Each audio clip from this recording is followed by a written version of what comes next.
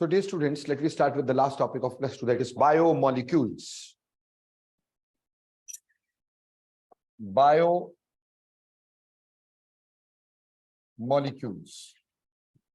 The molecule supporting life, you can say, है ना, जो जिससे हमारी लाइफ बनी है या हमारी लाइफ को जो सपोर्ट कर रहे हैं वो बायोमोलिक्यूल्स। तो बहुत सारे बायोमोलिक्यूल में जो सबसे इंपॉर्टेंट हमारे पास रहते हैं वो होते हैं कार्बोहाइड्रेट्स। तो हमारी आज की जो स्टडी रहेगी बेटा वो कार्बोहाइड्रेट्स की रहेगी। देखो बेटा, पुराने समय में कार्बोहाइड्रेट्स जो होते थे ना, they are considered to be hydrates of carbon, hydrates of carbon, इसलिए इनको कार्बोहाइड्रेट्स बोला जाता था।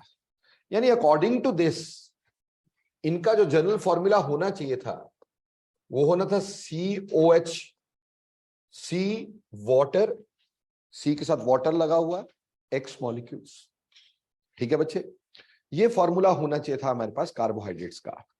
ठीक, यहां बोल सकते हो CXY, ठीक, इस तरह से करके फॉर्मूला होना चाहिए था हमारे पास। बट क्या है, बेसिकली इसके अकॉर्डिंगली अगर हम देखें तो जितने ऑक्सीजन होने चाहिए थे उससे डबल हाइड्रोजन होने चाहिए थे। हर कंपाउंड में जितने ऑक्सीजन होने चाहिए थे उससे डबल हाइड्रोजन होने चाहिए थे, पर ऐसा बहुत सारी जगह पे पॉसिबल नहीं हुआ। बहुत सारी जगह पे ऐसा नहीं था, हाँ बहुत सारी जगह पे ऐसा है भी, लेकिन बहुत सारी जगह पे ऐसा पॉसिबल नहीं भी है। इसलिए इस डेफिनेशन को वैसे डिस्कार्ड कर दिया गया। दूसरी बात, आप पढ़ चुके कार्बन स्टेबल हाइड्रेट्स नहीं बनाता। आपने एल्डिहाइड कीटोन के चैप्टर में हमेशा पढ़ा है कि स्टेबल हाइड्रेट सिर्फ कुछ ही कार्बन कंपाउंड्स बनाते हैं, कुछ एल्डिहाइड्स बनाते हैं, बाकी सारे कार्बन के हाइड्रेट स्टेबल नहीं होते। इस वजह से डेफिनेशन जो है वो धीरे धीरे खत्म हो गई। आज हम इसकी डेफिनेशन देते हैं कार्बोहाइड्रेट्स की, पॉलीहाइड्रोक्सी, पॉलीहाइड्रोक्सी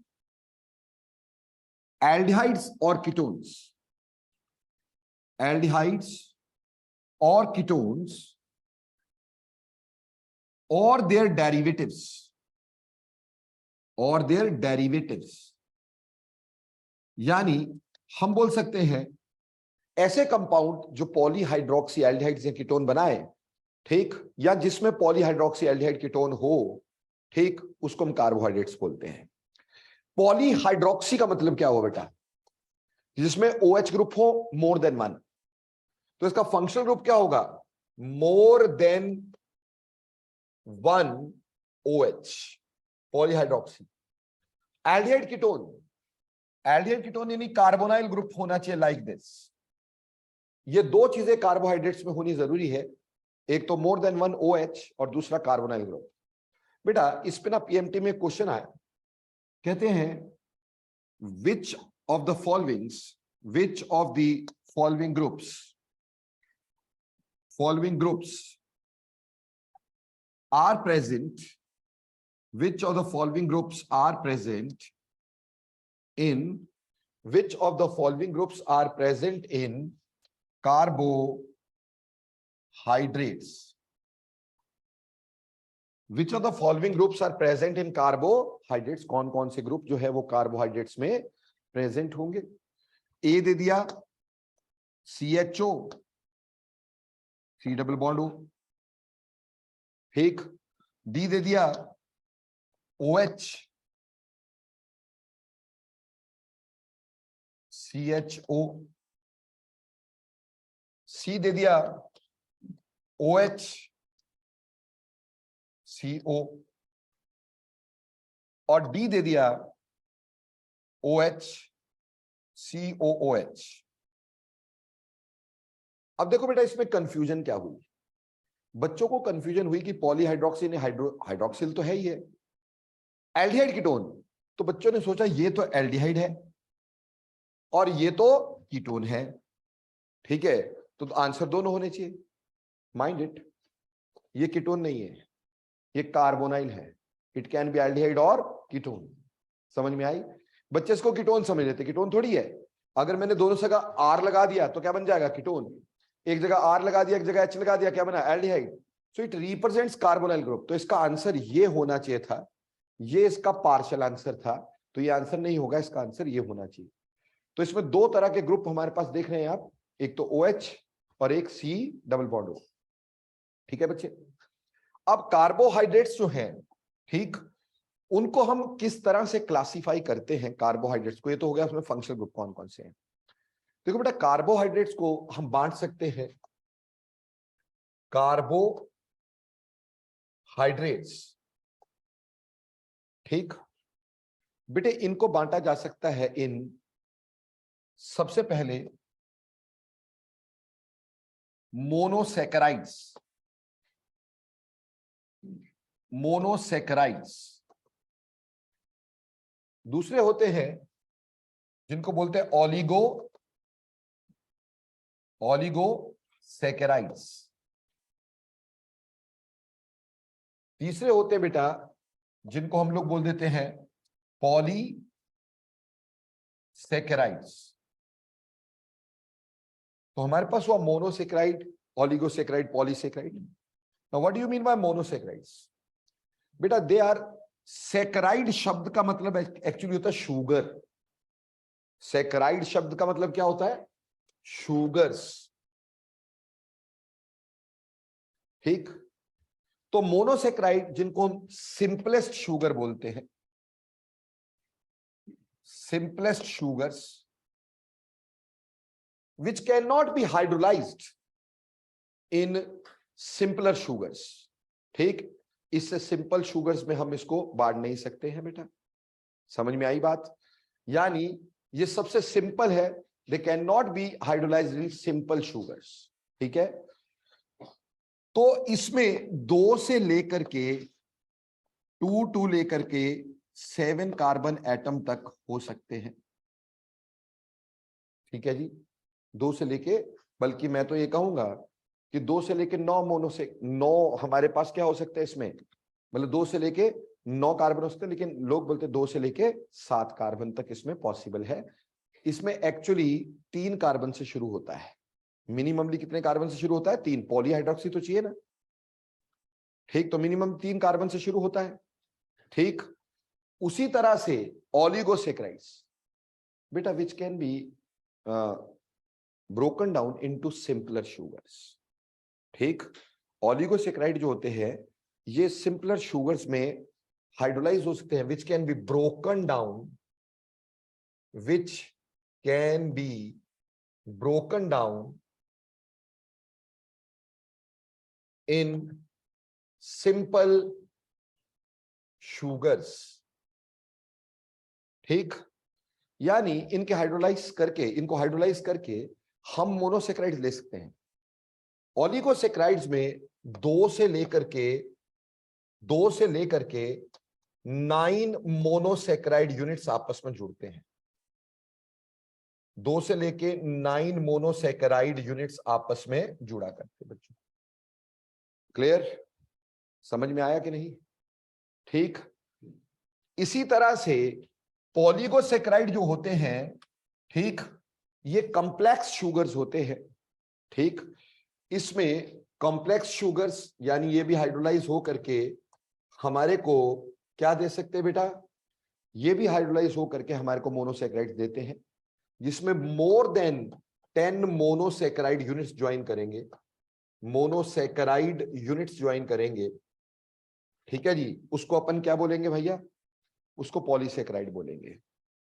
जैसे यहां पे बोला मैंने 3 से 7 कार्बन अगर हमारे पास हो, तो अगर 3 कार्बन होते हैं तो उनको ट्राइओसिस बोला जाता है मोनोसैकेराइड में। 3 कार्बन होते तो क्या बोलते हैं? ट्राइओसिस। 4 कार्बन हो तो उनको हम टेट्रोसिस बोलते हैं, टेट्रोसिस। 5 हो पेंटोसिस, 6 हो हेक्सोसिस, 7 हो हेप्टोसिस, ठीक है जी। जो मोनोसैकेराइड होते बच्चों ये स्वीट इन टेस्ट होते, all of them are sweet in taste, ये सारे स्वीट इन टेस्ट होते बेटा, ठीक। The most common examples for them is some hexoses like glucose, like fructose, like ribose which is the pentose, ribose 5 carbon का है, ठीक। ऐसी galactose etcetera etcetera. On the other hand oligosaccharides में बेटा हमने बोला मोनोसैकेराइड यूनिट जुड़ते हैं। अगर 2 मोनोसैकेराइड यूनिट जुड़ेंगे, 2 monosaccharide units, 2 monosaccharide units join करेंगे तो बेटा इनको बोलते हैं डायसैकेराइड्स, डायसैकेराइड्स,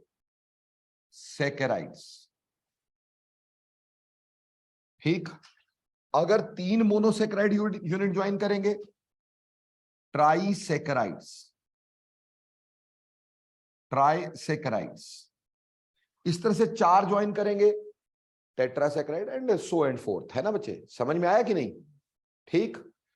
अब oligosaccharide, some of them are sweet, some may not be very sweet, हालांकि इसमें भी स्वीटनेस होती है, दे आर ऑल्सो स्वीट, तभी सैकेराइड बोलते हैं, ठीक है जी, क्लियर हो गई बात। ये भी थोड़े स्वीट होते हैं, पर कुछ कुछ इसमें 1-2 होते हैं जो स्वीट नहीं होते, ठीक। पॉलीसैकेराइड्स, बहुत सारे मोनोसैकेराइड जुड़े तो पॉलीसैकेराइड बना। बेटे ये टेस्टलेस होते जनरली, ठीक। तो इनके लिए जो सैकेराइड शब्द है ये एक तरह से मिसनोमर टर्म है, क्योंकि सबके लिए यूज कर रहे हैं, इसके लिए भी यूज कर दिया, otherwise they are not sweet in taste, ठीक। जैसे अगर हम ओलिगोसैकेराइड्स की बात करते हैं, इसमें मोनोसैकेराइड का एग्जांपल लेते हैं, कई मोनोसैकेराइड जो हमने पढ़ने भी है, सुक्रोस, टेबल शुगर, ठीक है जी, लैक्टोस, ठीक, lactose that is milk sugar, ठीक। इसी तरह से बेटे माल्टोस एटसेट्रा एटसेट्रा, ठीक है जी। बेटा अगर हम पॉलीसैकेराइड की बात करें, बहुत सारे हो सकते हैं ना हमारे पास, जैसे most common examples, starch, that is reserve food material of plants, glycogen, reserve food material of animals, cellulose, cellulose, very very clear, ठीक। सेल्यूलोज स्ट्रक्चरल मटेरियल होता है प्लांट्स का, और हम भी उसको रफेज की तरह लेते हैं बेटा, क्लियर। तो ये पॉलीसैकेराइड्स हो गए। अब बेटे देखो, अगर हमारे फंक्शनल ग्रुप में एल्डिहाइड ग्रुप है, तो अगर ये वाला ग्रुप है, हाइड्रोक्सिल तो है ही है, ये वाला ग्रुप है एल्डिहाइड, तो उनको एल्डोजिस बोल देंगे। और अगर हमारे पास ये वाला ग्रुप है कीटोन का, तो उनको कीटोसिस बोल देंगे, यानी एल्डिहाइड वाले एल्डोजिस, कीटोन वाले कीटोसिस। बेटे यहां पर ना हम शुगर्स को 2 तरह से ऐसे भी बांटते बेटा, एक होता है रिड्यूसिंग शुगर्स, रिड्यूसिंग शुगर्स, हालांकि इसके बारे में आगे बताऊंगा कौन रिड्यूसिंग होते, कैसे रिड्यूसिंग होते, क्यों रिड्यूसिंग होते, but reducing sugars which reduces falling solution,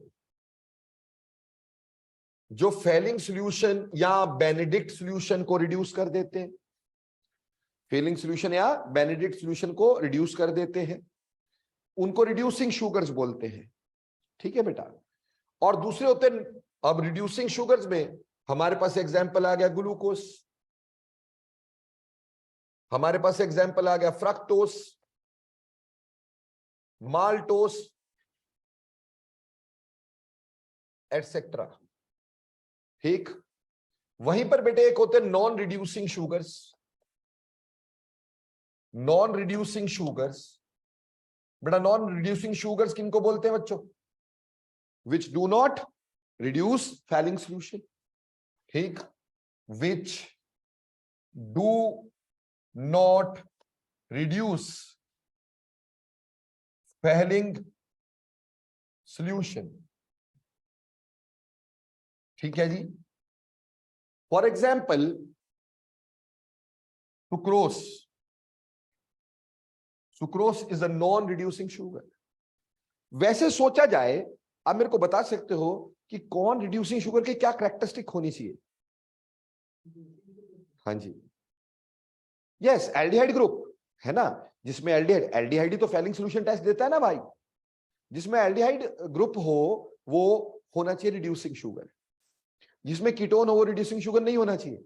पर मजे की बात है, fructose is a कीटोज, yet it is reducing one, yet it is reducing one, ठीक। और sucrose is formed up of glucose and fructose, it is non reducing, ठीक।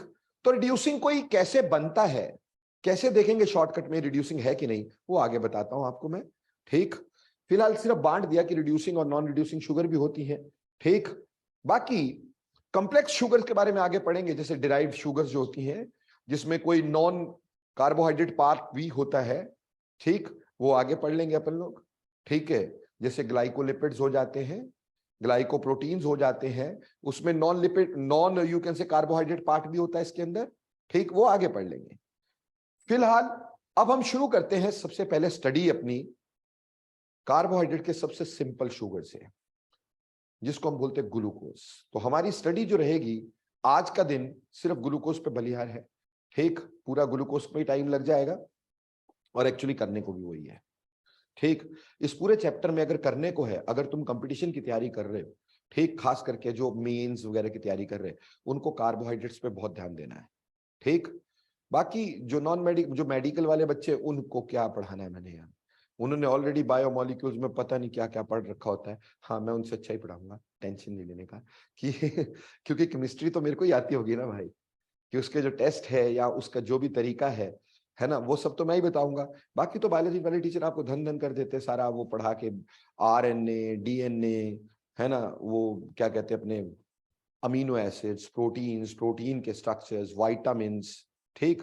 ये सब चीजें सिंपल, कोई ज्यादा मुश्किल है नहीं, ठीक। तो अब हम शुरू करते हैं ग्लूकोज। देखो बेटा, हम केमिस्ट्री पढ़ने जा रहे हैं, हम बायोलॉजी नहीं पढ़ रहे हैं ना। ग्लूकोज, ग्लूकोज का फॉर्मूला बचपन से जानते हो तुम लोग, क्या होता है? C6H12O6, this is glucose. Glucose को हम बहुत सारे नामों से पुकारते हैं बेटा। क्या ग्लूकोज को हम डेक्सट्रोज भी बोलते हैं बेटा?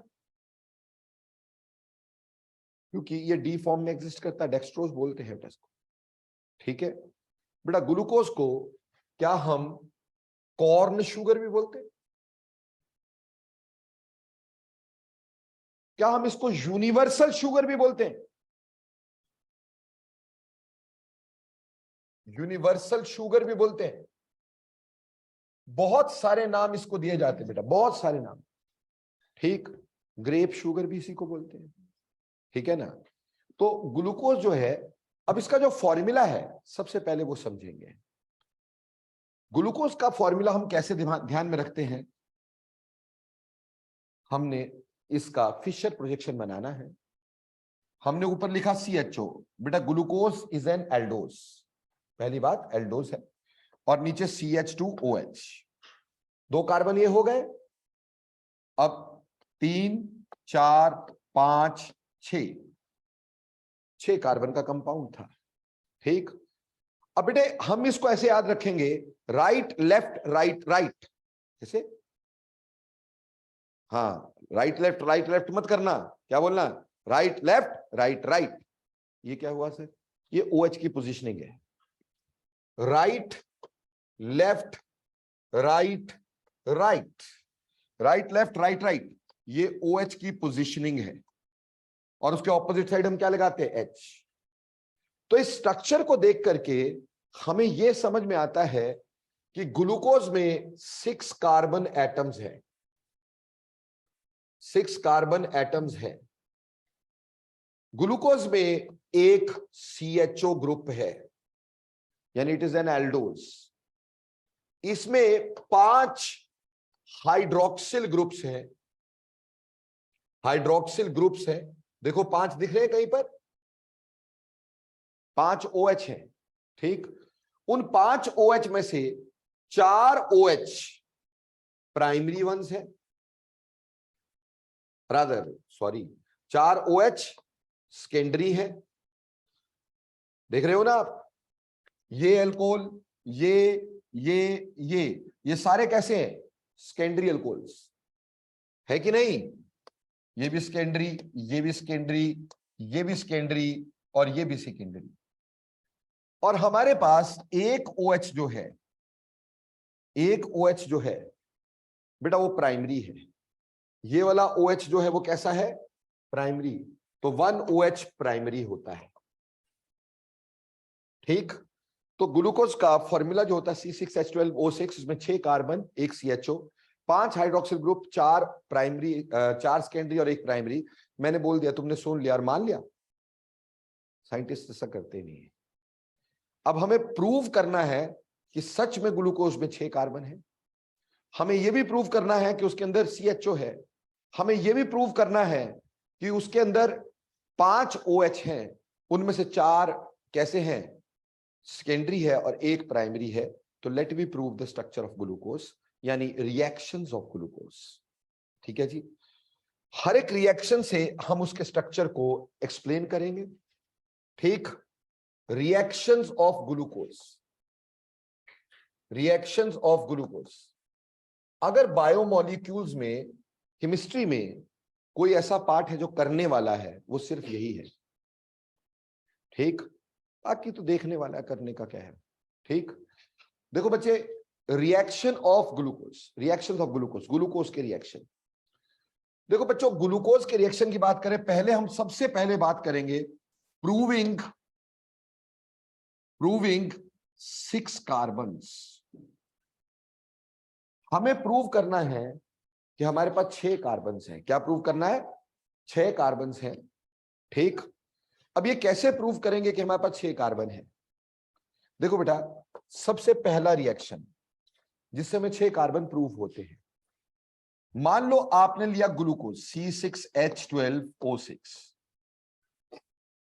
और इसकी रिडक्शन कर दी with HI and red phosphorus. बेटा बताओ, सर ने आपको बड़ी बार बताया है HI रेड फॉस्फोरस क्या करता है? रिडक्शन करता है, क्या बनाता है? Alkane with the same number of carbons. याद आया कि HI रेड फॉस्फोरस कहीं पे भी देखोगे तो alkane with the same number of carbon बनेगा। और यहां एल्केन बना, 6 कार्बन थे तो 6 कार्बन का एल्केन बनेगा, यानी कि वी विल हैव हेक्सेन। क्या बनेगा? हेक्सेन। तो हेक्सेन 6 कार्बन का प्रूव हो गया भैया। ग्लूकोज में कितने हैं? 6 कार्बन है। बट इसके साथ एक और प्रोडक्ट भी बन जाता है बेटा, 2-आइडोहेक्सेन। बनना तो यही चाहिए, बट साथ में आइडिनेशन भी हो जाती है यहां पे, और 2-आइडोहेक्सेन बन जाता है। इसका रीजन आगे बता दूंगा आपको कि क्यों 2 पे आयोडीन लगता है। ठीक, 2-आइडोहेक्सेन और हेक्सेन। ठीक, 1 2 3 4 5 6, 2-आइडोहेक्सेन।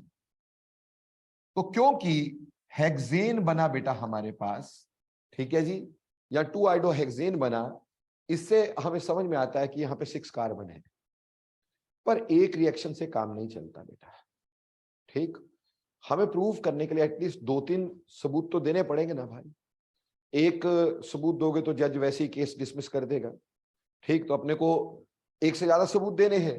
तो एक और काम करते हैं, हमने लिया ग्लूकोज यानी glucose, right left right right, और ये तो ऐसे ही रहना है, H H H H।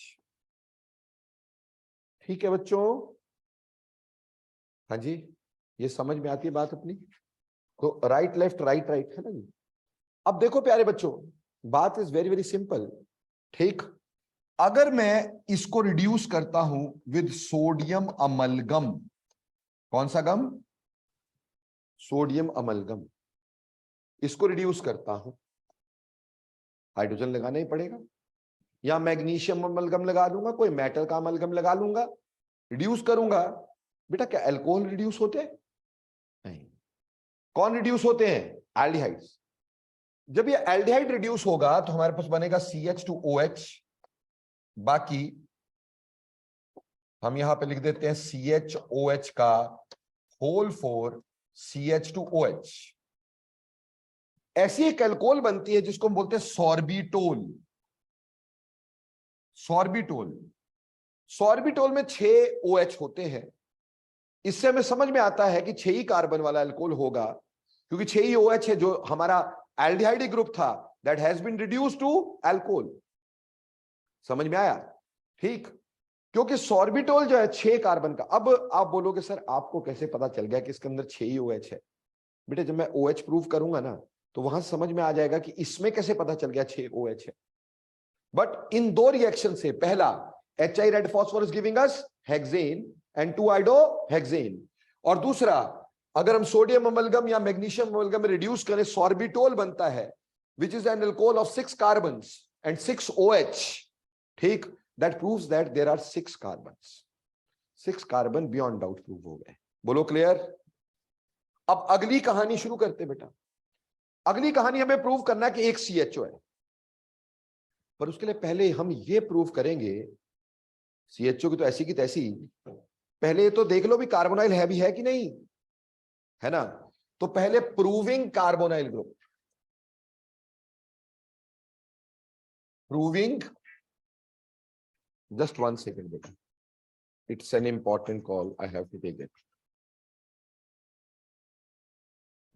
सो proving carbonyl group. Carbonyl group, बोलो बेटे कार्बोनाइल के कुछ टेस्ट थे हमारे पास, ठीक है ना? कार्बोनाइल के, नॉट एल्डिहाइड। एल्डिहाइड तो बाद में देखेंगे। कार्बोनाइल के कुछ ग्रुप हमारे पास थे, जैसे एडिशन ऑफ HCN था ना?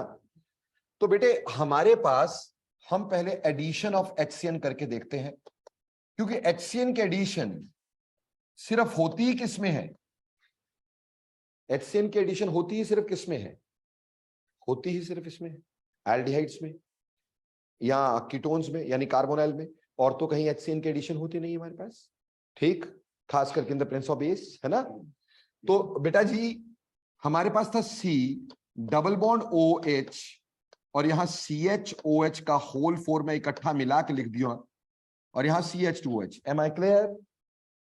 अब मेरे प्यारे बच्चों, मैंने यहां पे लगाया HCN, दैट इज साइनोहाइड्रिन बनेगा। क्या बनेगा? साइनोहाइड्रिन। पढ़ा है ना आपने ये?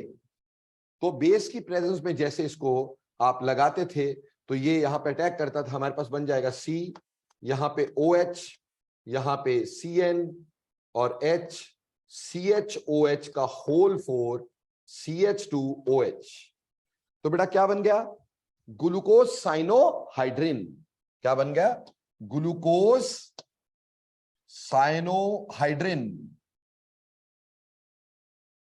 और हमें यह पता है कि बेसिक मीडियम में HCN ऐड ही सिर्फ किसमें होता है? कार्बोनाइल्स में। तो हमें पक्का शक हो गया कि इसमें कार्बोनाइल है। पर मैंने बोला पक्का शक हो गया, विश्वास नहीं हुआ ना, अभी विश्वास लाना पड़ेगा। विश्वास लाने के लिए अपन ने क्या किया? एक और टेस्ट किया। वो टेस्ट कैसा था बेटे? अमोनिया डेरिवेटिव के साथ रिएक्शन किए थे अपन, है ना? अमोनिया डेरिवेटिव का, तो हाइड्रोक्सिल अमीन के साथ रिएक्शन करके देखते हैं। ठीक, रिएक्शन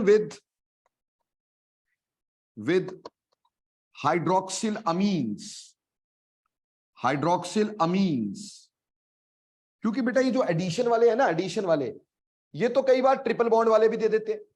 एडिशन रिएक्शन तो ट्रिपल बॉन्ड भी दे देता है। HCN की एडिशन ट्रिपल बॉन्ड में भी होती है, ठीक है ना? बस उसमें मीडियम एसिडिक डालना होता है, पर उसमें ट्रिपल बॉन्ड में भी पॉसिबल है। ठीक, तो हमें बियॉन्ड डाउट लेके चलना था। हमें पता है कि जो न्यूक्लियोफिलिक कंडेंसेशन हमने पढ़ी थी, that is aldehyde ketone with ammonia derivatives, है ना? वो कहीं और नहीं होते, वो किसी जगह पे नहीं होते। हाइड्रोक्सिल अमीन कहीं और रिएक्ट नहीं करता है। तो अब इसमें हमने ले लिया CHO CHOH का होल 4 CH2OH, और इसके साथ बेटा आपने रिएक्ट किया HCN। वो HCN तो करवा दिया यार, क्या बात कर रहे हैं? हाइड्रोक्सिल अमीन। बेटा याद होगा अमोनिया डेरिवेटिव के साथ हम क्या करते थे? क्या कुछ ऐसा करते थे, है ना? वाटर निकाल देते थे और बनाते क्या थे? ऑक्साइन। तो यहां ग्लूकोज ऑक्साइन की फॉर्मेशन हो जाती है। क्या बन गया? ग्लूकोज ऑक्साइन। तो हमारे पास ग्लूकोज ऑक्साइन की फॉर्मेशन हो जाती पुत्र, क्योंकि ग्लूकोज ऑक्साइन बना। और ग्लूकोज ऑक्साइन सिर्फ बनता ही किसका है बच्चों? किसका बनता है? कार्बोनाइल्स का। ऑक्साइन तो सिर्फ कार्बोनाइल्स का बनता है, ठीक है जी। तो इसका मतलब कार्बोनाइल तो है, पर अभी भी ना हम चाहते थे इस पर पक्की मोहर लगा दें। लो जी, देख लो, हम चाहते थे इस पर पक्की पक्की मोहर लगा दें, ठीक है जी। तो एक फिनाइल हाइड्राजीन भी होता था हमारे पास जिंदगी में, है ना। फिनाइल हाइड्राजीन का भी रिएक्शन करवाते थे। हमारे पास होता था CH double bond O CHOH का होल 4 CH2OH। और फिनाइल हाइड्राजीन क्या बोलते थे भाई हम? क्या होता है फिनाइल हाइड्राजीन?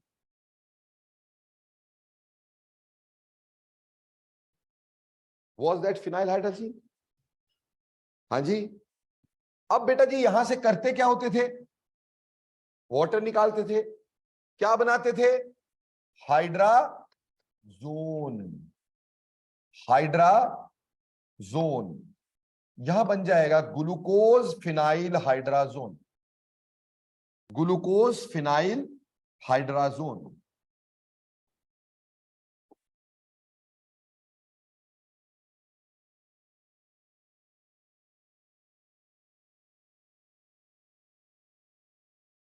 ठीक है जी। क्या बना? Glucose phenyl hydrazone. अब हाइड्राजोन तो बनाता ही सिर्फ कौन था भाई? कार्बोनाइल। तो अब तो पक्का श्योर हो गया कार्बोनाइल के अलावा कुछ नहीं है, ठीक है जी। और मोर ओवर बेटे, अगर हमने फिनाइल हाइड्राजोन एक्सेस में लगा दिया, प्लीज इधर ध्यान देना, ये सबसे इंपॉर्टेंट रिएक्शन बता रहा हूं। एक्सेस में फिनाइल हाइड्राजोन लगा दिया, एक्सेस में यानी 2 मॉलिक्यूल मैंने और लगाए,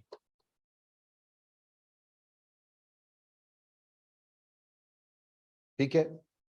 तो हमने पाया जैसा ग्रुप यहां लगा है वैसा ग्रुप यहां पे भी लग जाता है, यानी हमारे पास बन जाता है CH double bond NNH benzene ring, C double bond NNH benzene ring, और CHOH का होल थ्राइस CH2OH।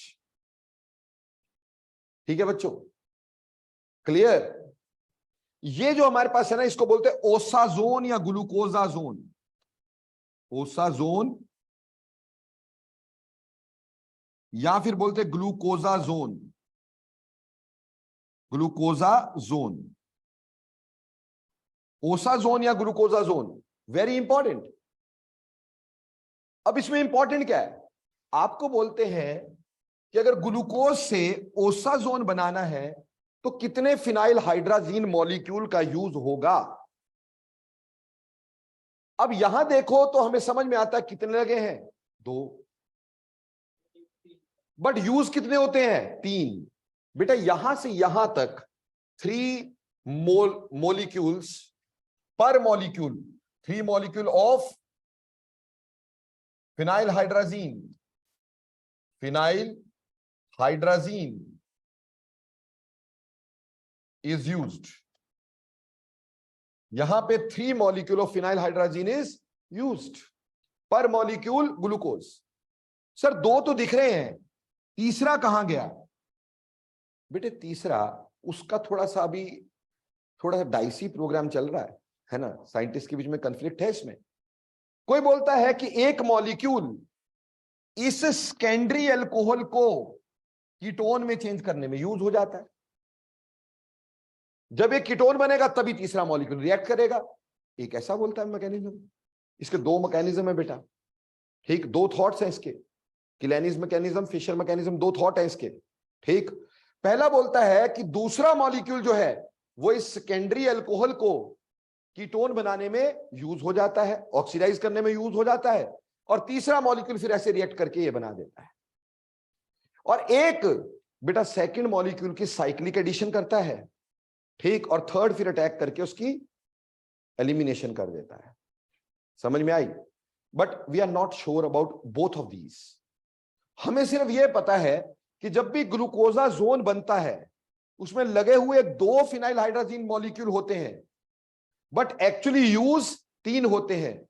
बीच वाले का जो फंक्शन है, ज्यादातर थॉट ये है कि वो सेकेंडरी अल्कोहल को कन्वर्ट करता है इनटू कीटोन्स, ताकि थर्ड वाला उसके साथ रिएक्ट करके हाइड्रोजोन बना सके। समझ में आया? बट इन 3 रिएक्शन को मिला के बेटा HCN के addition in presence of base, ये भी कार्बोनाइल का रिएक्शन। ऑक्साइम्स की फॉर्मेशन, ये भी कार्बोनाइल का रिएक्शन। फिनाइल हाइड्रोजन कहीं और पड़ा आज तक सिवाय कार्बोनाइल के? कहीं पे भी नहीं। So that clearly tells us that it has a carbonyl group. तो हमने कार्बोनाइल ग्रुप प्रूव कर दिया, पर अब कार्बोनाइल से आगे हमें प्रूव करना है कि कार्बोनाइल कीटोन नहीं है, ये एल्डिहाइड है। तो अब अगली बात हम प्रूव करेंगे, proving aldehyde group. Proving aldehydic group, aldehyde group. अब हम ये प्रूव करेंगे कि हमारे पास एल्डिहाइड ग्रुप है जी। ठीक, अब एल्डिहाइड ग्रुप को कैसे प्रूव करेंगे? बहुत ही सिंपल है। एल्डिहाइड के टेस्ट बोलो। Tollens reagent test, Fehling solution test, Benedict solution test. तो भैया हमारे पास जो था ग्लूकोज होता था CHOH का होल 4 CH2OH। ठीक, the best bet we have is Fehling solution test. क्यों जी?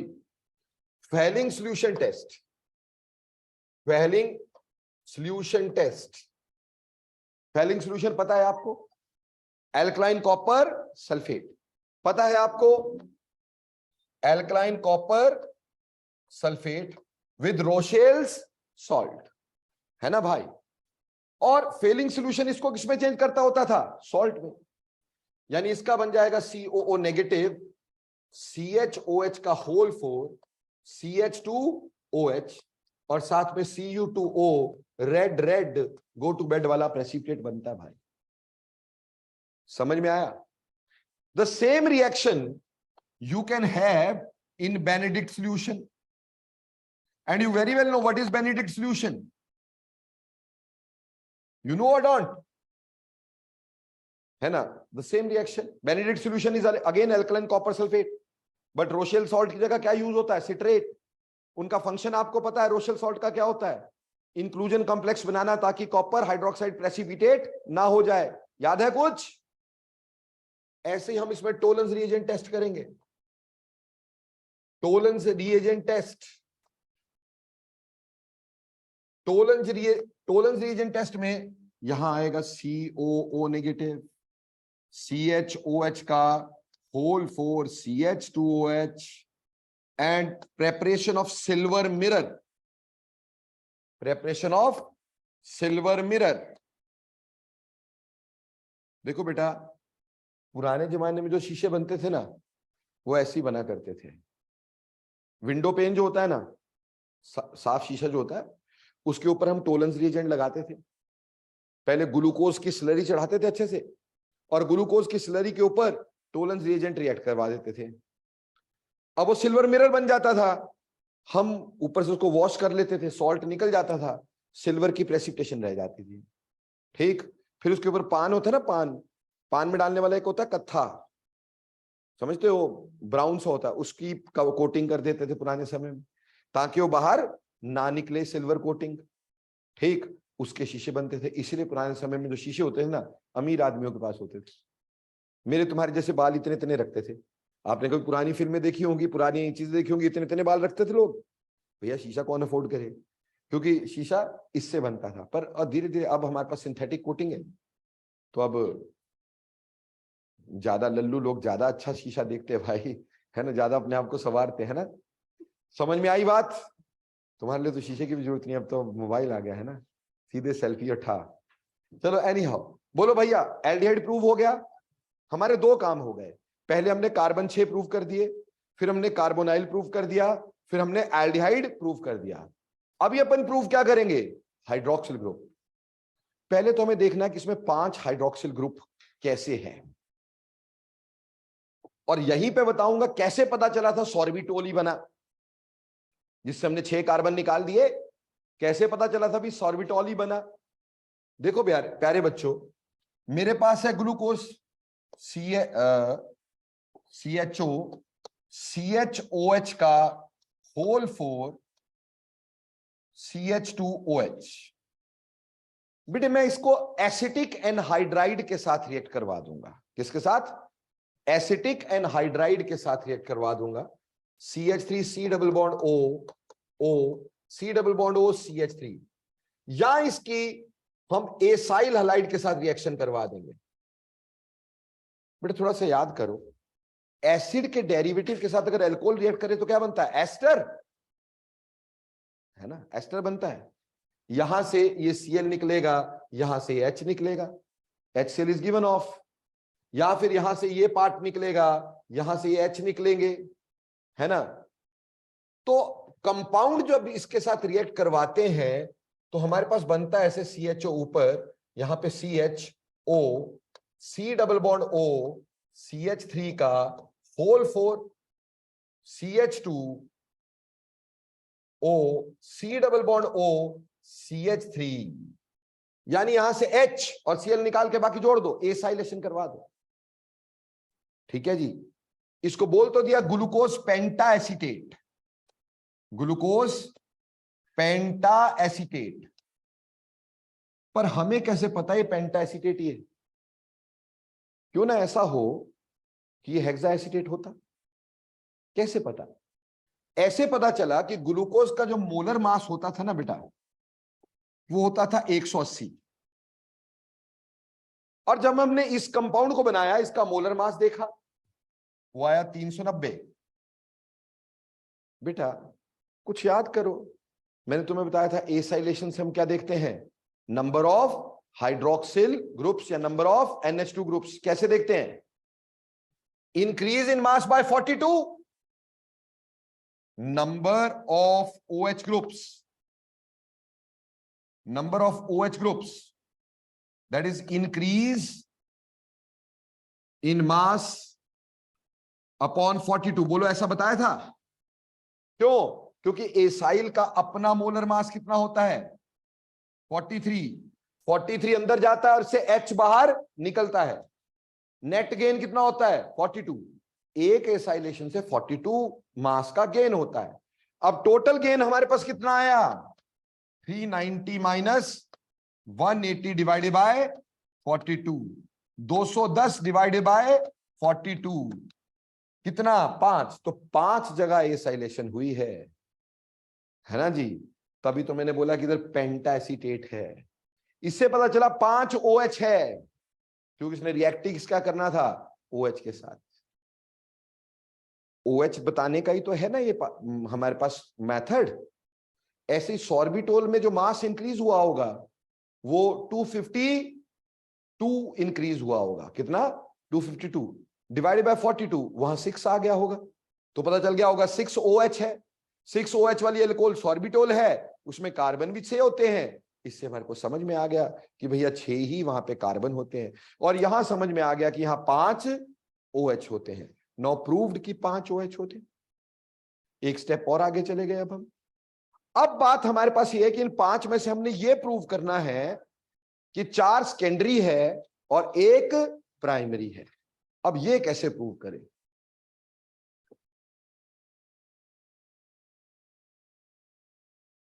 So how can we prove कि there are 5 out of 5, 4 are secondary and 1 is a primary one? हमने ले लिया ग्लूकोज CHO CHOH का whole 4 CH2OH। प्यारे बच्चों, हमें एक चीज सर ने पढ़ाई थी कभी कि अगर प्राइमरी सेकेंडरी और टर्शरी अल्कोहल जो होते हैं ना, उनकी ऑक्सीडेशन करो तो सबसे आसानी से प्राइमरी अल्कोहल ऑक्सीडाइज हो जाते हैं। सेकेंडरी मुश्किल से होते हैं, टर्शरी तो बहुत ही मुश्किल से होते हैं, है ना। पढ़ा था नहीं? इसमें मैंने क्वेश्चन भी एक बताया था, बोला कल को क्वेश्चन आ जाए compound A reacts with KMNO4 solution या फिर potassium dichromate solution to turn it blue green in fraction of seconds, तो समझ लेना कि प्राइमरी है। ये जो ड्रिंक एंड ड्राइव के टेस्ट करते हैं ना भाई, है ना, ड्रिंक एंड ड्राइव का टेस्ट होता है ना, पुलिस वाले क्या बोलते हैं, फूंक मारो भाई, इसके अंदर एक इंस्ट्रूमेंट होता है, उसके अंदर आपको फूंक मारनी होती है, ठीक। कैसे पता चलता बंदा पी के आया हुआ है? बेसिकली उसके अंदर पोटेशियम डाइक्रोमेट होता है ना, और अल्कोहल होती है कौन सी, इथाइल अल्कोहल। वो सांस में बाहर आ रही है इथाइल अल्कोहल, अगर पी के आया तो बॉडी से इवेपोरेट होगी, क्योंकि वो आपको पता है इवेपोरेट बहुत आसानी से होती है, तो स्टमक से इवेपोरेट होती रहती है वो, ठीक। तो होता क्या है, इथाइल अल्कोहल सांस के साथ बाहर आती है, और जो K2Cr2O7 होता है उसको क्या कर देती है, रिड्यूस, खुद क्या जो कैसी हो जाती है, ऑक्सीडाइज, उसका कलर चेंज हो जाता है एकदम से, पता नहीं लगता भाई गड़बड़ है, ठीक, समझ में आई। तो ये फ्रैक्शन ऑफ सेकंड्स में होता है कि नहीं। अब ये तो है नहीं कि पुलिस वाला आपको आधा घंटा रोक के रखेगा, ठहर जो जरा रिएक्शन हो जाने दो, वो तो जैसे आपने सांस लिया वैसे ही कलर साथ के साथ चेंज हो गया, क्योंकि this reaction is fraction of seconds. So कहने का मतलब प्राइमरी अल्कोहल जो होते हैं they are oxidised very easily, जबकि सेकेंडरी अल्कोहल्स को ऑक्सीडाइज आसानी से नहीं किया जा सकता। तो हमने क्या किया, हमने एक ऑक्सीडाइजिंग एजेंट लगाया, नाइट्रिक एसिड। आपको पता है नाइट्रिक एसिड ऑक्सीडाइजिंग एजेंट है बेटा, वो प्राइमरी अल्कोहल को ऑक्सीडाइज कर देगा, सेकेंडरी को नहीं करेगा। पर बेटे जो अल्कोहल को ऑक्सीडाइज करेगा एल्डिहाइड को तो करेगा ही करेगा। तो ये भी ऑक्सीडाइज हो गया, ये भी ऑक्सीडाइज हो गया, यहां COOH, यहां COH का होल 4 COOH, ये बन गया ग्लूकैरिक एसिड। क्या बन गया, ग्लूकैरिक एसिड। बेटे कई लोग इसको सैक्रिक एसिड भी लिख देते हैं, ठीक। अब क्योंकि एक तो हमें पता था एल्डिहाइड है, और दूसरा अगर ऑक्सीडाइज हुआ है तो प्राइमरी अल्कोहल होता होगा, क्योंकि HNO3 सेकेंडरी अल्कोहल को ऑक्सीडाइज नहीं करता था वो। पर अब ना माइंड में एक और शक आ गया यार, कहीं ऐसा तो नहीं ये भी कोई एल्डिहाइड हो, या कहीं ऐसा तो नहीं कि ये वाला जो हो वही अल्कोहल होता हो, किसी वजह से कहीं रिएक्शन ना हुआ, मतलब एक शक सा पैदा हो गया। अब हमें ये प्रूव करना भैया ऐसा है, एक एल्डिहाइड है और दूसरा अल्कोहल है, जो दो ऑक्सीडाइज ग्रुप हुए ना उसमें से एक एल्डिहाइड है एक अल्कोहल है, ये प्रूव करना है। तो हमने इससे भी वीक ऑक्सीडाइजिंग एजेंट उठाया, ब्रोमीन वाटर। ब्रोमीन वाटर का मतलब ये नहीं होता ब्रोमीन और पानी, है ना, bromine water, liquid bromine. Halogens are oxidising agent and they are weak oxidising agents, है ना भाई। तो ब्रोमीन जो होगा वो बेटा एल्डिहाइड को तो ऑक्सीडाइज कर देगा, बट अल्कोहल को ऑक्सीडाइज नहीं करेगा। तो एल्डिहाइड ऑक्सीडाइज होकर के क्या बन जाएगा, COOH, अल्कोहल जस के तस रहेंगे। अब ये बात क्लियर हो गई कि ऊपर वाला अल्कोहल तो हो नहीं सकता, अगर होता तो वो भी ऑक्सीडाइज होता, वो तो एल्डिहाइड है, और नीचे वाला क्योंकि ऑक्सीडाइज नहीं हो रहा है ना, तो डेफिनेटली वो एल्डिहाइड नहीं है। अगर एल्डिहाइड होता तो वो भी ऑक्सीडाइज होता। तो ब्रोमीन वाटर से सिर्फ एक ग्रुप ऑक्सीडाइज हो रहा है, which proves that only one aldehyde is there, other should be alcohol. और इसको फर्दर डबल श्योर करने के लिए अब हमने इसमें नाइट्रिक एसिड डाला, कि नाइट्रिक एसिड ने तो प्राइमरी को ही करना है ना ऑक्सीडाइज, इसको मैं ऑक्सीडाइज कर चुका हूं, कहीं ऐसा तो नहीं कुछ और होता हो। तो ये तो ऑक्सीडाइज हो चुका है, बाकी प्राइमरी होना था, तो नाइट्रिक एसिड से यही वाला ऑक्सीडाइज हुआ अगेन, ये बना था ग्लूकोनिक एसिड। ये क्या बना था, ग्लूकोनिक एसिड। ग्लूकोनिक एसिड पे भी जब नाइट्रिक एसिड लगाया तो क्या बना, सैक्रिक एसिड। मतलब ब्रोमीन से हमने ये ग्रुप को ऑक्सीडाइज किया था, और नाइट्रिक एसिड ने प्राइमरी अल्कोहल को ऑक्सीडाइज कर दिया। इसका मतलब एक प्राइमरी अल्कोहल है, और बाकी क्योंकि ऑक्सीडाइज नहीं हो रहे हैं तो कैसे हैं, secondary alcohol. Is it proved और नॉट। इसमें वो दूसरे टेस्ट नहीं दे सकते हम, विक्टर मेयर वगैरह टेस्ट हम इसमें नहीं दे सकते बेटा, क्योंकि और चीजें भी हैं इसमें जो रिएक्ट कर सकती हैं, ठीक है। इसलिए वो टेस्ट इसमें नहीं लगते हैं। ठीक, तो बाकी टेस्ट हमने बता दिए। अब हमारे को प्रूव हो गया, शुरुआत से लेकर अभी तक हमने एक एक पॉइंट को एक्सप्लेन कर दिया कि भाई हमारे पास 6 कार्बन है, कैसे HI रेड फास्फोरस से रिएक्ट किया तो हेक्सेन और 2 हाइड्रोहेक्सेन बना। ठीक, फिर जब हमने ग्लूकोज को सोडियम अमलगम के साथ रिएक्ट करवा दिया तो सॉर्बिटोल बना। सॉर्बिटोल को वैसे OH ग्रुप गिन लिए उसके bye reacting it with that of acyl halide, और मास इंक्रीज जो हो गया हमारे पास वो कितना हो गया होगा इसमें 252 डिवाइडेड बाय 42 से 6 पता चल गए, तो पता चल गया सॉर्बिटोल, उससे 6 कार्बन समझ में आ गए। फिर उसके बाद हमने ये प्रूव कर दिया कार्बोनाइल है, क्योंकि HCN की एडिशन बेस में सिर्फ किसमें होती थी, कार्बोनाइल में। डबल चेक करने के लिए हाइड्रोक्सिल अमीन के साथ भी रिएक्ट करवा दिया। ऑक्साइम सिर्फ बनाते ही कौन थे, कार्बोनाइल। और फिनाइल हाइड्राजीन के साथ ऐसे रिएक्ट करवा दिया, फिनाइल हाइड्राजोन बना, which again shows this it is having carbonyl group. Clear? Further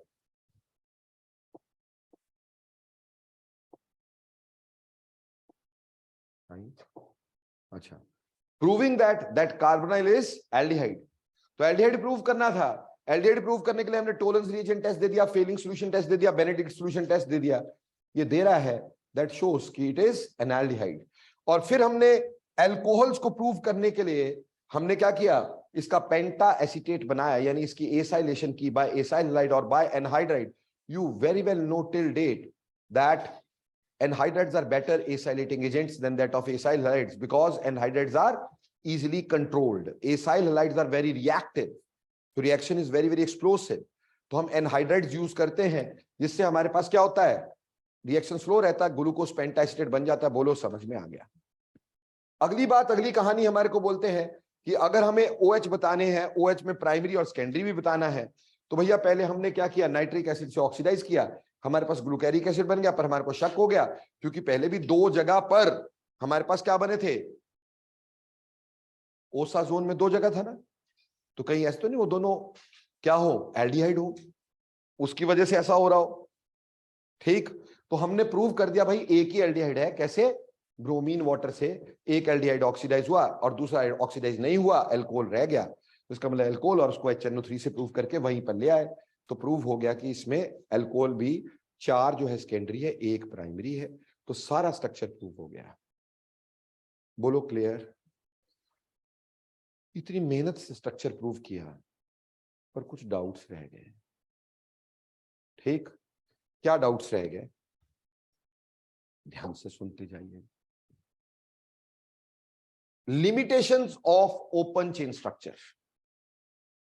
limitations of open chain structure, limitation of open chain structure। बेटा ओपन चेन स्ट्रक्चर की क्या लिमिटेशंस है हमारे पास? Limitations of open chain structure, देखो प्यारे प्यारे बच्चों, ओपन चेन स्ट्रक्चर अगर है तो ये ऐसा होना चाहिए था जैसा हमने पहले पेज पे बनाया था।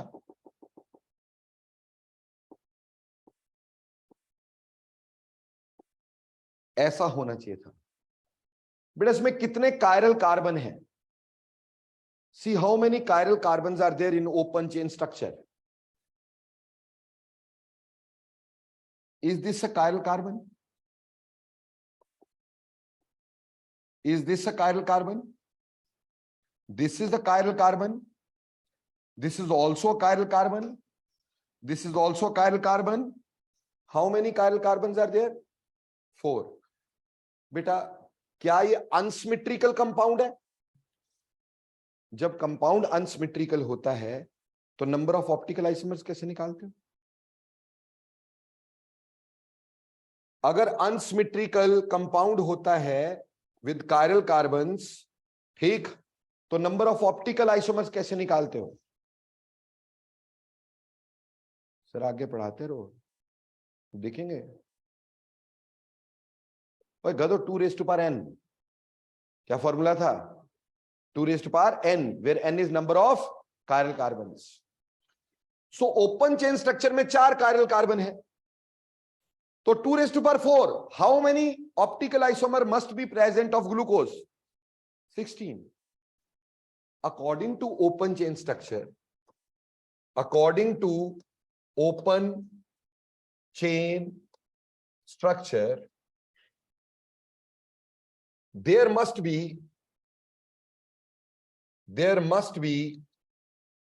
14 carbons. Rather, sorry, क्या लिख रहा हूं? There must be 4 chiral carbons. Therefore, optical isomers should be 16, है ना जी?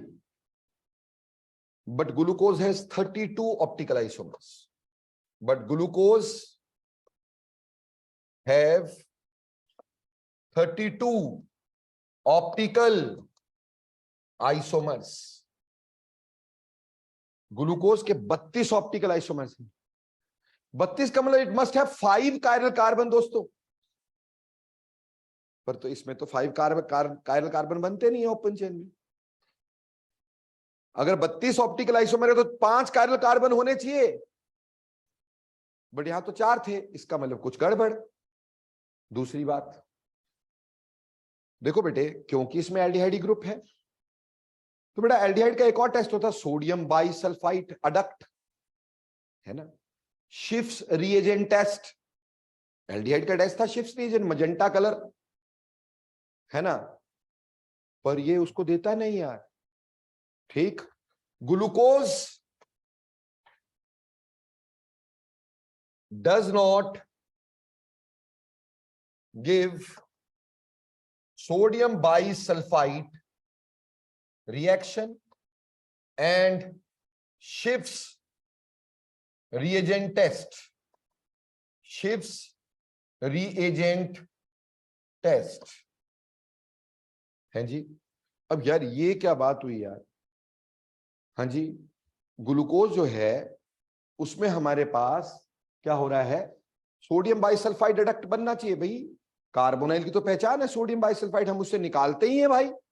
एल्डिहाइड कीटोन को सेपरेट करने के लिए यूज क्या करते हो? Sodium bisulphide. ये रिएक्ट ही नहीं कर रहा, ऊपर से शिफ्स रिएजेंट टेस्ट नहीं दे रहा, जो कि एल्डिहाइड का मेन टेस्ट है। कुछ गड़बड़ है। अगली बात देखो बेटे, हमारा ग्लूकोज तो ऑक्साइन दे रहा है। अगर मैं 2 मिनट के लिए ये देखूं, glucose penta acetate, this glucose penta acetate, इसमें अभी भी CHO है कि नहीं है? तो इसको भी तो ऑक्साइन देना चाहिए। अगर इसको रिएक्ट करवाऊं इसके साथ तो ऑक्साइन देना चाहिए कि नहीं? बट होता क्या है कि glucose penta acetate does not give oxime. Glucose penta acetate does not give oxime. बेटा ऑक्साइन ही नहीं देता, जबकि CHO ग्रुप तो होना चाहिए। उसके अकॉर्डिंगली यार ये दोनों से पता चलता है, ये जो पहले वाला CHO है ना, जो सबसे ऊपर लिख रहे हैं, इसमें कुछ गड़बड़ जरूर है। नहीं तो ये सब चीजें भी तो देनी चाहिए थी हमारे को। There is a problem in it.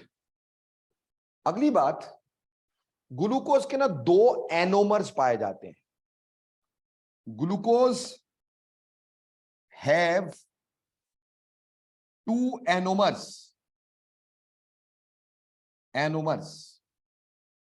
पहली बात तो एनोमर क्या होते हैं बेटा? अगर पहले कार्बन के अराउंड कॉन्फ़िगरेशन चेंज होती हो उसको एनोमर बोलते हैं। अगर पहले कार्बन के अराउंड कॉन्फ़िगरेशन चेंज होती हो तो एनोमर बोलते हैं। अगर किसी और कार्बन के अराउंड कॉन्फ़िगरेशन चेंज होती हो तो उसको एपीमर्स बोलते हैं। एनोमर क्या होते हैं? Different configuration of first carbon पे कॉन्फ़िगरेशन डिफरेंट, उसको एनोमर बोलते हैं। और दूसरा मैंने क्या बोला? एपीमर्स। जैसे ग्लूकोज और ग्लैक्टोज वो एपीमर होते हैं। ठीक, configuration is changed configuration is changed at any other carbon,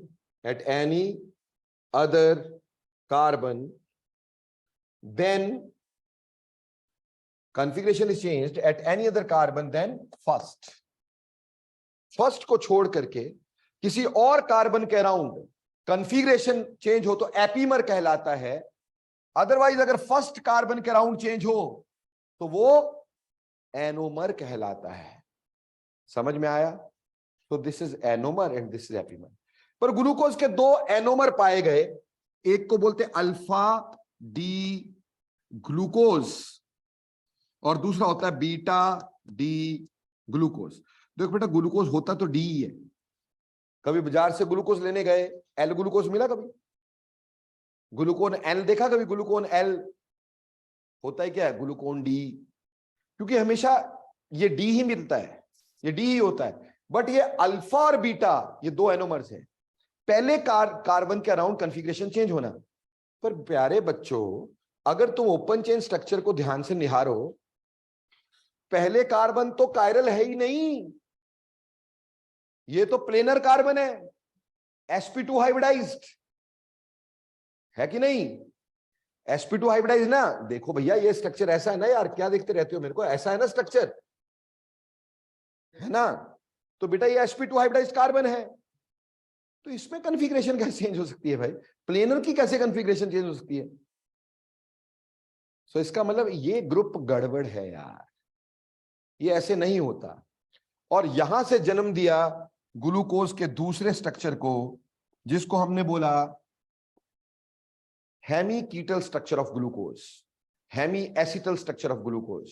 ज्यादा माथा मत पीटो, बस ये करवा दूंगा फिर छोड़ दूंगा बस, ठीक? नहीं, मैं समझ सकता हूं, थोड़ा सा हेक्टिक हो जाता है ये, ठीक?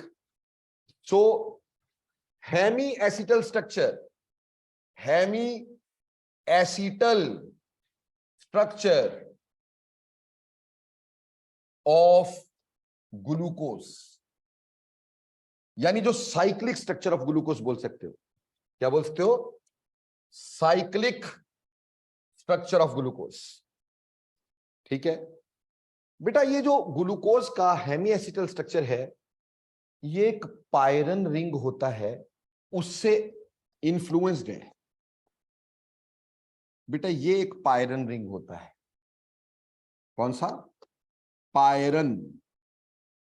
तो ग्लूकोज के स्ट्रक्चर को पायरानोस स्ट्रक्चर भी कहते हैं, पायरन रिंग से इन्फ्लुएंस्ड। चलो देखते हैं कैसे, क्यों, किस तरह से, ठीक? ये पायरन रिंग स्ट्रक्चर ऐसे करके बना देते हैं भाई अपन लोग। तो पायरन रिंग स्ट्रक्चर ये पाया जाता है इसमें, ठीक? अब देखो बच्चे, हमारे पास पायरन रिंग स्ट्रक्चर कैसे होता है? देखो यहां ध्यान देना बेटा, ये C डबल बॉन्ड O, ये H था, प्लेनर कार्बन था, ओके डन, टनाटन। मैंने यहां पे 1 2 3 4 और यहां CH2OH लिख दिया। OH OH OH OH H H H H। बोलो यहां तक समझ में आती है कि नहीं आती है? ये जो सेकेंड लास्ट कार्बन का OH है, ठीक, ये अपने इलेक्ट्रॉन देता है इसको, ठीक है ना? और यहां से इलेक्ट्रॉन जाते हैं यहां। बेटा याद करो, एल्कोहल और एल्डिहाइड्स आपस में जुड़ के क्या बनाते थे? एसीटल्स, है ना? अगर एक एल्कोहल जुड़ता था हम बोलते थे हेमी एसिटल, दो एल्कोहल जुड़ते थे क्या बोलते थे? एसिटल, है ना? अब इसकी वजह से ये थोड़ा छोटा हो सकता है, बड़ा हो रहा है यार, छोटा हो जाए यार। हेलो, नहीं मानता यार।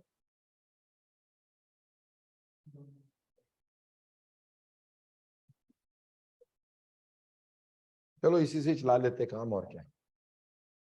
अब देखो बेटा, इसकी वजह से जो स्ट्रक्चर बनेगा वो कैसा बनेगा, प्लीज सारे के सारे बच्चों का ध्यान सिर्फ मेरी तरफ OH, यहां पे OH, OH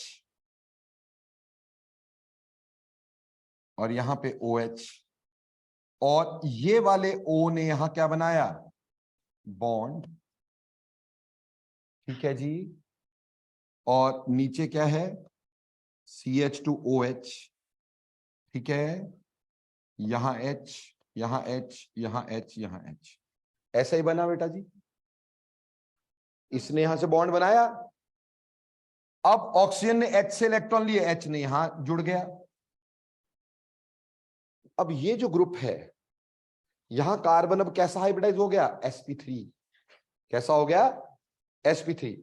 अब जब ये sp3 बना तो दो चीजें हो सकती थी, या तो ऐसा हो सकता था, ध्यान से देखना, या तो ऐसा हो सकता था ये वाला OH जो है, ये जो ऊपर बन रहा है H इसका जुड़ करके, या तो ये OH राइट साइड को आ जाए, H यहां, OH यहां, ठीक है जी।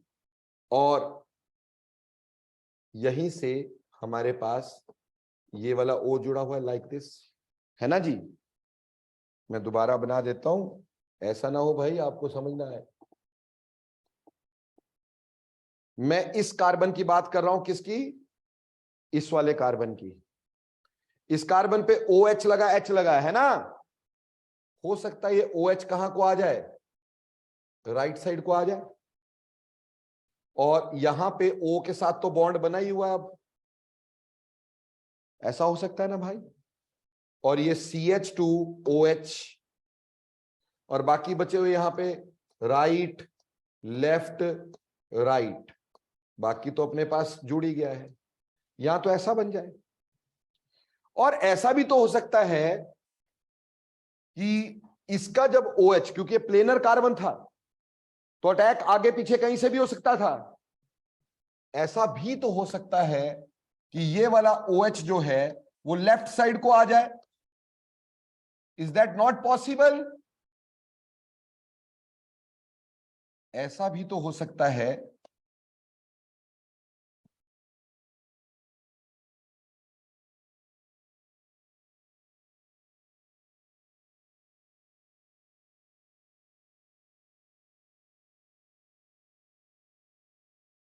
ये लेफ्ट साइड को आ जाए, पॉसिबल है कि नहीं। अगर ये राइट साइड को आया, ये वाला OH, अब कॉन्फ़िगरेशन फर्स्ट कार्बन के राउंड चेंज हुई कि नहीं, ये कॉन्फ़िगरेशन फर्स्ट कार्बन के राउंड चेंज हो गई कि नहीं। तो इसको बोल देंगे, अगर राइट साइड को होगा तो बोलेंगे अल्फा डी ग्लूकोज। अगर फर्स्ट कार्बन पे OH लगा हुआ राइट साइड को होगा तो अल्फा डी ग्लूकोज, और अगर वो लेफ्ट साइड को लगा होगा तो बीटा डी ग्लूकोज। दो एनोमर बन गए, अल्फा डी ग्लूकोज और बीटा डी ग्लूकोज, दो एनोमर बन गए दोस्तों। समझ में आई, क्लियर। अब इसको अगर आप पायरन स्ट्रक्चर में चेंज करना चाहते हैं, यानी पायरानोस स्ट्रक्चर में, ठीक, वो कैसा होगा। हम इस रिंग से प्रभावित हैं, पायरन से। हम क्या करेंगे, 6 एटम्स करेंगे ना पायरन, 6 एटम का रिंग बीच में ऑक्सीजन से शुरू हो रहा है। ऑक्सीजन को एक्सट्रीम राइट पे रखेंगे, ऑक्सीजन को एक्सट्रीम राइट पे रखेंगे, और ऐसे 6 एटम का रिंग बना डालेंगे, ठीक। और ये रिंग कुछ इस तरह से बनाएंगे कि नीचे से हम थोड़ा सा ना, नीचे वाली लाइन को थोड़ा सा मोटा कर देंगे, just giving an appearance like a flat ring. Is it looking like a flat ring, ऐसे करके रिंग नजर आ रहा है, तो it will be looking like a flat ring. ऐसा सा स्ट्रक्चर हम बना देंगे, हमें लगना चाहिए कि फ्लैट सा रिंग है, ठीक है जी। अब हम इस पे क्या करेंगे, यहां पे, यहां पे, यहां पे, यहां पे, यहां पे हमने ग्रुप्स लगाने। देखो बेटा इधर ध्यान देना, कॉपी छोड़ो, पहले समझो। जो जो ग्रुप राइट पे होंगे वो बिलो द प्लेन, और जो ग्रुप लेफ्ट पे होंगे वो अबव द प्लेन। पहले कार्बन से शुरू करो, फर्स्ट कार्बन से शुरू करो। फर्स्ट कार्बन पे OH कहां है? राइट। तो राइट मतलब बिलो द प्लेन, तो ये पहले वाला OH नीचे और इसका H ऊपर। दूसरे कार्बन पे OH इज अगेन राइट, सो नीचे ऊपर। तीसरे कार्बन पे H राइट पे, तो राइट पे H यानी H नीचे, OH ऊपर। चौथे कार्बन पे OH राइट, तो ये, और CH2OH हमेशा ऊपर लिखना है, H ये नीचे लिखना है। ये बन गया pyranose structure of alpha D glucose. Pyranose structure of alpha D glucose. Pyranose structure of alpha D glucose. Am I clear और नॉट? और अगर इसका बनाना हो, अगेन से oxygen at the extreme right, making a 6-atom ring, and that 6-atom ring is quite mota at the base.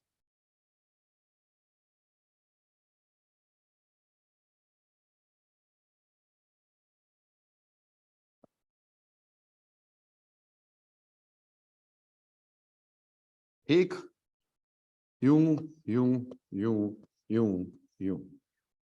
अब इसमें पहले कार्बन में, फर्स्ट कार्बन में राइट पे कौन सा है? H नीचे, OH ऊपर। ठीक, अगले में सेम है बाकी तो, OHH, HOH, OHH, CH2OHH. So this is Pyranose structure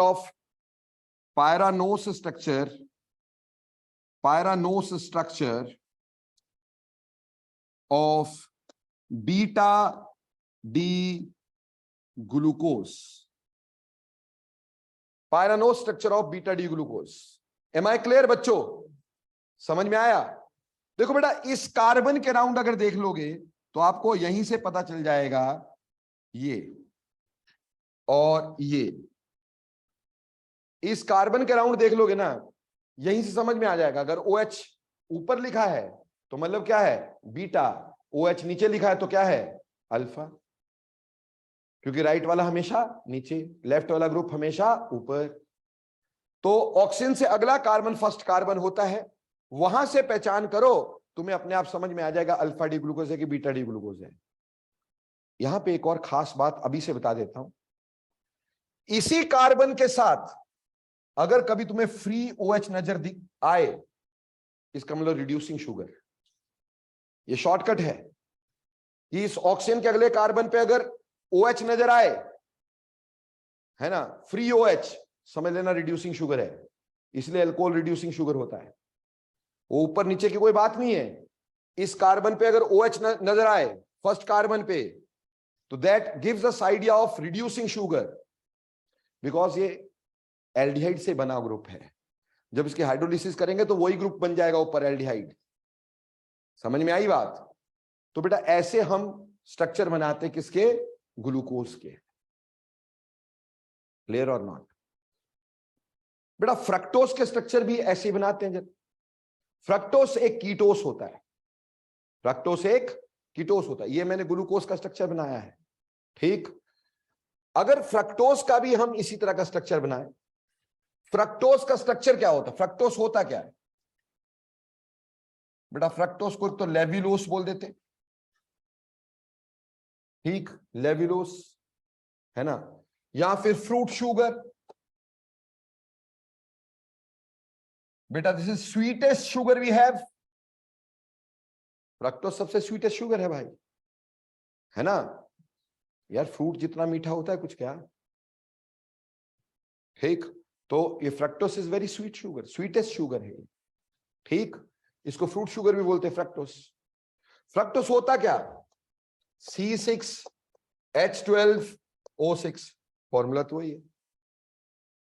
पर इसमें अगर आप एक्चुअली स्ट्रक्चर देखोगे तो बेटा fructose is the ketose, fructose is the ketose. जैसे वो एल्डोज था, ये कीटोस है बेटो। कीटोस मतलब इसमें कीटोनिक ग्रुप है। इसका स्ट्रक्चर कैसा होता है? CH2OH, C double bond O, 1 2 2 3, 1 2 3 4 5 CHOH। Right वाला OH तो किसमें चेंज हो गया? O में। अब क्या बचा? Left right right. क्या बचा? लेफ्ट राइट राइट बचा ना। तो ये फ्रक्टोस का स्ट्रक्चर है, इट इज अ कीटोस। अब इसमें भी जब हम स्ट्रक्चर बनाएंगे हेमी कीटल स्ट्रक्चर, जिसमें हेमी एसिटल था, इसमें क्या बनेगा? हेमी कीटल। सेकंड लास्ट कार्बन को ही पकड़ेंगे बच्चों और उसी का अटैक इस कार्बन पे करवाएंगे। ठीक, यहां के इलेक्ट्रॉन्स को यहां लेके जाएंगे, उसकी वजह से ऐसा इंटरमीडिएट बनाएंगे CO नेगेटिव। ओहो ओहो, CH2OH, O नेगेटिव, HOH, और इसके साथ यहां से जुड़ा, ठीक, CH2OH, HOH। बोलो क्लियर? अब अगेन यहां पे O के ऊपर क्या है? नेगेटिव। ये वाला H यहां अटैक कर सकता है कि नहीं कर सकता है? अगेन अब हमारे पास इसका स्ट्रक्चर कैसा बनेगा? ध्यान से देखेंगे, ये पहला कार्बन हो गया, इसका OH हो सकता है राइट साइड को आ जाए। अगर राइट साइड को OH आया तो लेफ्ट साइड को क्या आएगा? CH2OH आएगा कि नहीं आएगा? उसके बाद 1 2 3 कार्बन रह गए, यहां H, यहां OH, यहां H, और यहां CH2OH। यहां पे आपके पास ये जुड़ा हुआ है, ठीक है जी। यहां OH है, यहां H है। बोलो क्लियर? और या फिर ऐसा हो सकता था कि ये जो OH है वो लेफ्ट साइड को चला जाए, तो CH2OH इधर को आ जाएगा भाई।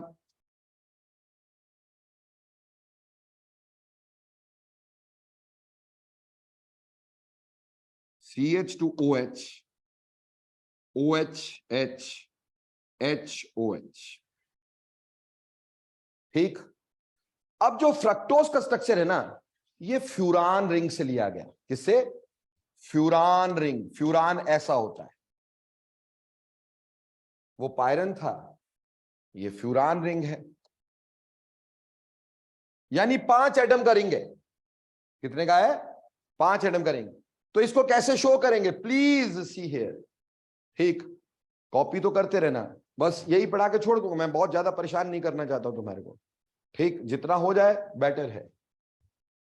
O,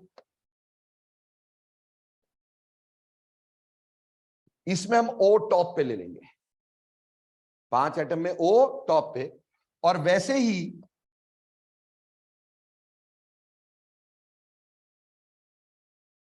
नीचे से मोटा कर देंगे भाई इसको, just giving an appearance of a flat ring. ठीक है जी, यहां ऐसे ऐसे ऐसे ऐसे। बेटा पहला कार्बन ये है, पहले कार्बन पे राइट साइड पे क्या है? OH। तो OH कहां आएगा? और ऊपर क्या आएगा? फिर यहां पे क्या आएगा? HOH। यहां क्या आएगा? OHH। और ये वाला CH2 तो हमेशा टॉप पे ही होना है, इररिस्पेक्टिव टू एनीथिंग। तो इसको बोलेंगे अल्फा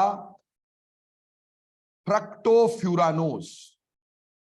फ्रक्टोफ्यूरानोस, ठीक, फ्यूरान रिंग से निकाला गया। सिमिलरली हम इधर आ जाते हैं भाई,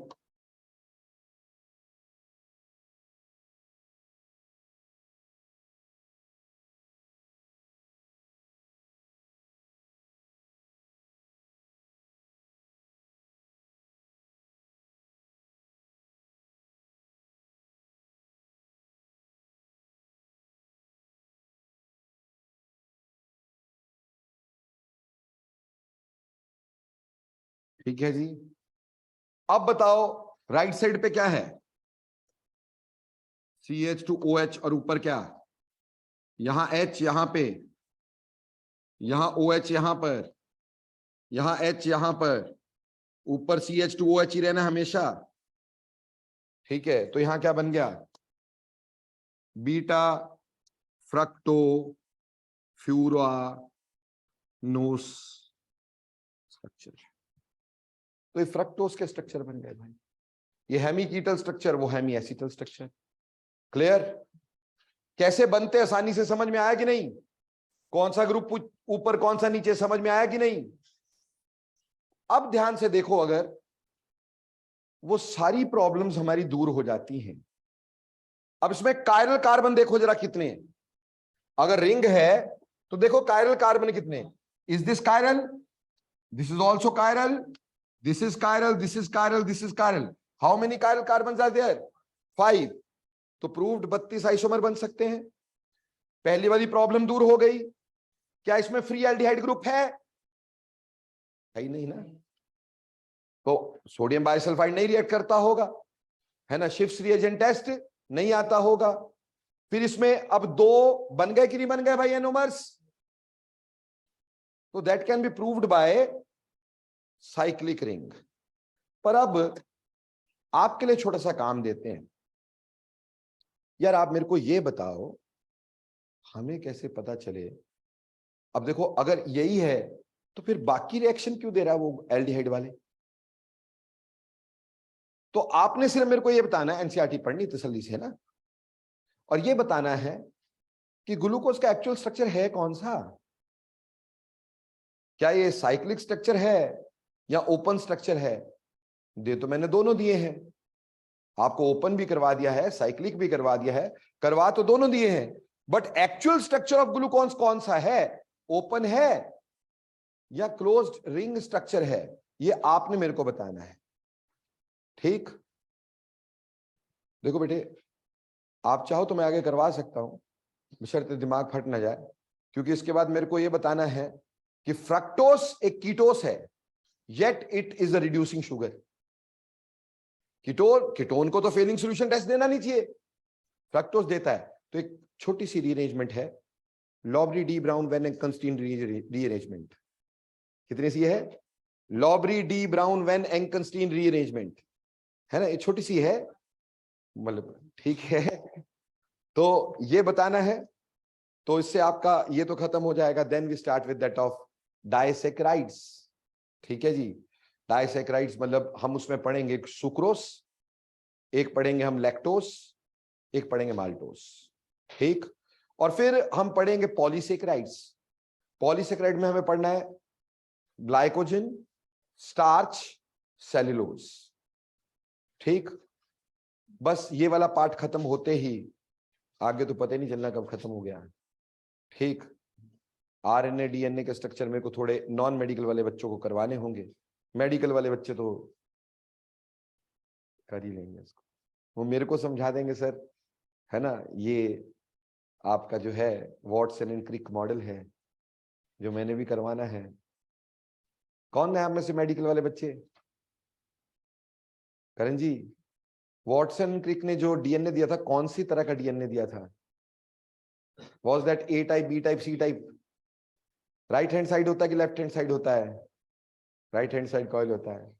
हाँ जी, आर यू श्योर। तो एक कॉइल के बीच का डिस्टेंस कितना होता है,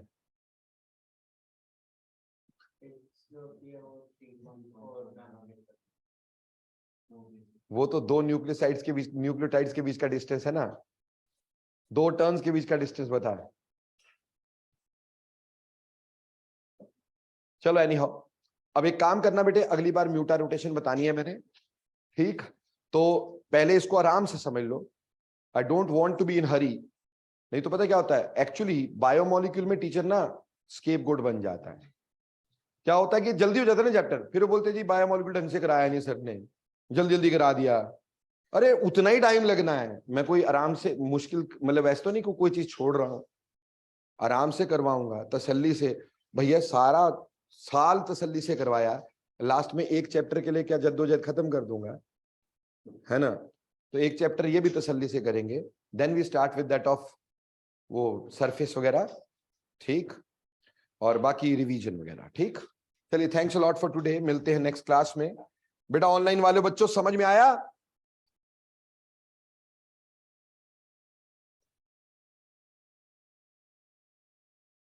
चलो फिर मिलते हैं नेक्स्ट क्लास में बेटा। थैंक यू, शुक्रिया।